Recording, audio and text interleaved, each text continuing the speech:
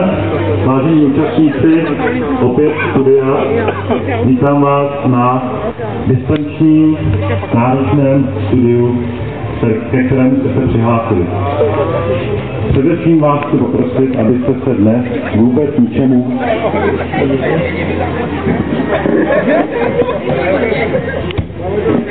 nedivili. Chtěl bych vám představit svoje kolegy, tutory, je nás tady 5. Tedy někdo tady chybí. Řekl bych, že to bude děkan.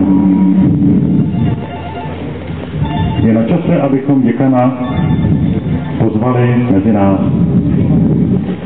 Dovoluji si navrhnout, abychom ho přivolali. To, co jste slyšeli, byly vaše pokřiky. Prosím vás, chybí už jenom opravdu děkan. Prosím, abyste v tuto chvíli se pokusili přivolat děkana svými pokřiky, tak, aby to slyšel. Já vám dám povel, kdy začnete, a pokuste se vyprodukovat to, co jste dávali do internet svými pokřiky. Všichni naraz to budou, takže... Naho. Chtěl tam říct? Proč ty balonky nebo? Myslíš, že přijde na kladce? Aha, ty vole.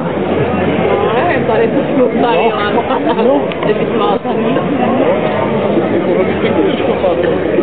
ale to bude takový ty 2, 11, 5.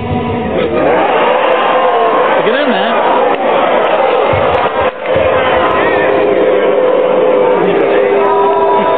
Děkuji.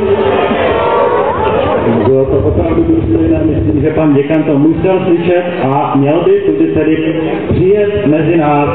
Prosím, pane děkane, čiňte.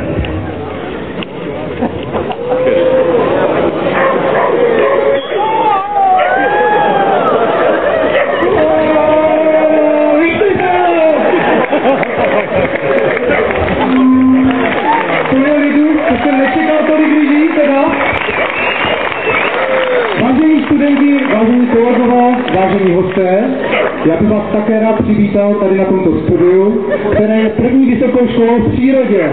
Takže doufám, že si to dobře užijete a budete se mít líp než my, kteří tady tak visíme. Tak a co byste ještě měli vědět?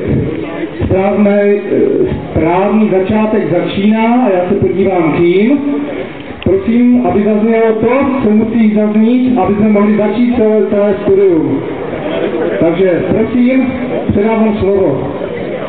A přeji vám krásný večer, krásnou noc a krásné ráno.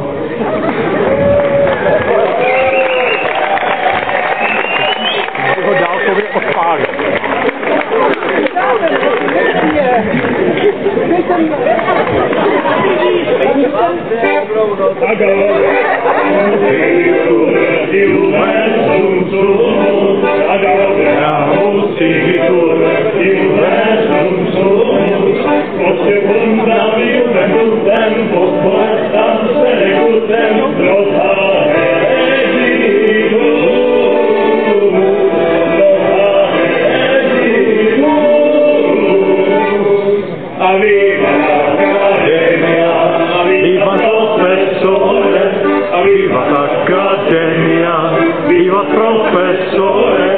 Vivat membrum quodlib, vivat membra quellib,